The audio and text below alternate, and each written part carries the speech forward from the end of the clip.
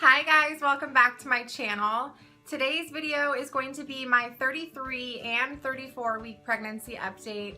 I hadn't experienced too many new out of the ordinary symptoms that I hadn't already mentioned in my other videos once I hit 33 weeks. So I figured I would wait until I hit, well, I'm 35 weeks today, but I'm going to be talking about weeks 33 and 34 because now that I've waited 2 weeks, I do have a lot more symptoms now. So this past week has hit me really hard and I have officially started waddling this week, and I don't remember ever getting to that point with Bailey. Like I said, I didn't really gain that much weight with her, so I was really kind of small, so I think that has to do with it, but this time I'm a lot bigger. And I think it's like my thighs are just a lot bigger this time, and my belly is bigger this time. I think it feels like it is, I don't know. But I think the combination of it all, just me gaining more weight this pregnancy, has caused me to start waddling, and there's like no way to get around it. I try my hardest to walk normally, but that's a big symptom that I've been experiencing this week. I've also been sleeping really well the past couple weeks, aside from the multiple trips to the bathroom at this point, which is super annoying. I'm able to fall asleep really easily after I get back in bed. But Adam does wake me up when he gets ready for work around 6:30 in the morning. But that's when I normally get the best sleep, is after I fall asleep after he leaves. He gets ready in our master bathroom, and we don't have a door connected to the bathroom to the master bedroom. So it's just kind of like all open. So he wakes me up every morning because I'm a pretty light sleeper. But again, I'm able to fall asleep like right away after he leaves, and then I sleep really hard until Bailey wakes me up around 8 or 9. But I do want to have him start getting ready in our downstairs bathroom. He used to do that where we were living at before we moved, but we don't have any storage in our downstairs bathroom here. So he doesn't have any place to store like his shaving cream and razor and stuff like that, stuff that he needs to get ready. So I need to have him install a cabinet down there so that he can start getting ready down there again, because I don't want him waking up the baby every morning. Her crib, her mattress, and her rug finally came in the mail recently, so her room is about 95% done. My husband did install the shelving in her room as well, so a lot of it is done. I'm waiting on a couple things in the mail from Etsy, and then I will film her nursery tour for you guys. And then I'm also planning on filming the breastfeeding essentials and what's in my hospital bag. So be on the lookout for those videos. I'm going to be filming those within the next couple weeks. I just am waiting on a couple more things in the mail. At 33 weeks, I started to drink red raspberry leaf tea.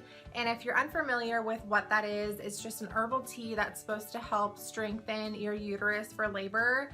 And it's also supposed to help shorten the labor process. So at 33 weeks, I started drinking it 1 cup at night with a little bit of honey and sometimes some cream in there. And it's actually really good. It helps curve my sweet tooth, which is really nice. And this is the brand that I got. I just got it off of Amazon. I need to order another box. There's only like a couple left in here. But I think I'm going to start drinking 2 of them now at night, or maybe 1 in the morning and 1 at night. Or you can do, to make it stronger, you can just put multiple tea bags in and just have 1 glass. The closer you get to your due date, the more you can drink of this. But definitely talk to your doctor about it first before you try it. I mentioned it to my doctor at my last appointment, and she said that it was great to use and there's no harm in it. I've started to experience a little bit of indigestion over the past couple weeks, and it's not bad by any means. I know a lot of women get it really bad. But I mostly experience it at night when I'm trying to fall asleep. But over the past couple days, I've noticed that it'll start to flare up throughout the day if I'm bending over a lot.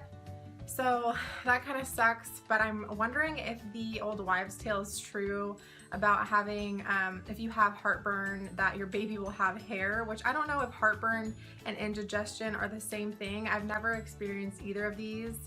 So this is all new to me. I know a lot of women that have had really bad heartburn and end up having a baby with a full head of hair, and I didn't have any heartburn or indigestion with Bailey, and she ended up being completely bald. So I'm really curious to see if this baby will be bald or will have some hair. I have no idea. I've been extremely thirsty in the morning. Right when I wake up first thing, I drink a huge glass of ice water before I do anything else. And I'm obviously losing a lot of fluid in the middle of the night because I'm peeing so much, so I think that's why. I have had so many hot flashes the past couple weeks, and I heard it has to do with drops in estrogen, so that's interesting. One of the major symptoms that I've been experiencing is really bad cramps. And whenever it comes on, I just feel like it's gonna be a Braxton Hicks contraction. And then when I go down to feel my stomach, it's never hard. So I don't think that's what it is. But it feels like a period cramp almost. And I think it's just because I've been doing a lot lately. I've just been really busy with Easter coming up and just life in general. But yesterday, my neighbor and I were running around town just trying to get the last minute details we needed for our Easter egg hunt and just getting last minute stuff for Bailey's Easter basket. And then I spent the entire morning like deep cleaning my house and scrubbing my floors. So I think the combination of just doing a lot that day and overworking my body was just so worn out at the end of the day that it caused it to start cramping. And I probably didn't drink enough water that day because I was just so busy. But by the end of the day, I was so exhausted. My back was killing me. My feet were so sore. It was so hard to get any sleep last night because my body was just a wreck. And it still is today. It's still kind of like recovering. It feels a lot better than it did yesterday, but I think I just need to stop doing too much and just kind of relax these last couple of weeks because my body is just so worn out. Her movements just keep getting more and more intense as the weeks go on, and I thought by this point now the movements would start to slow down a little bit because she's running out of room in there, but they haven't yet, and she's still the most active around 11 o'clock at night. Over the last month, I would say Bailey has gotten even more attached to me, if that's even possible. I honestly don't know how that's even possible because she's so clingy as it is, but I feel like each day that goes by, it's just getting more and more extreme, and it's so physically exhausting. Like, don't get me wrong, I love that she's attached to me and it melts my heart. We have a really, really close bond, but it's just gotten really physically straining on me because I'm 35 weeks pregnant. So she at this point won't even allow my husband to do much because she's just so attached to me that she doesn't want me to put her down. She doesn't want anyone else to give her a bath. She doesn't, when my husband gets home from work, she wants really nothing to do with him. She just wants me all the time, 24/7, and it's really hard, but I'm hoping that by some miracle she finds her independence soon and allows other people to care for her, because it's just going to be physically impossible for me to do it all once her sister gets here. But thankfully Adam does get a little bit of time off of work once the baby gets here, so I'm hoping that with his help the adjustment will go as smoothly as possible. But I've been trying to placate towards her and cater to her and just do as much fun and activities as we can during this last month that is just going to be her as an only child, because I know the first month, once her sister gets here, we're going to be mostly inside during those first couple weeks.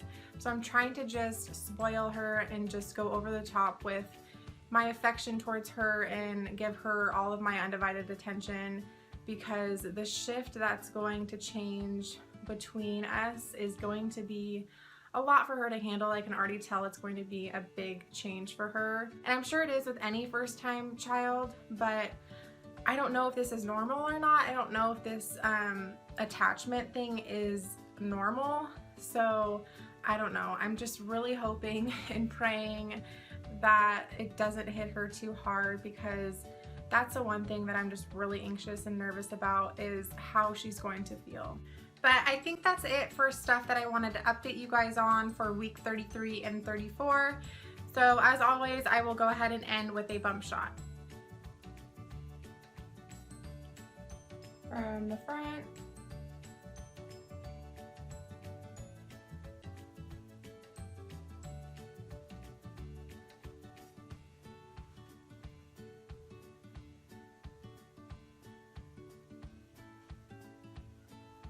So that is my 33 and 34 week pregnancy update. Thank you guys so much for watching. Give it a thumbs up if you enjoyed it. Don't forget to subscribe, and I will see you guys in my next video. Bye.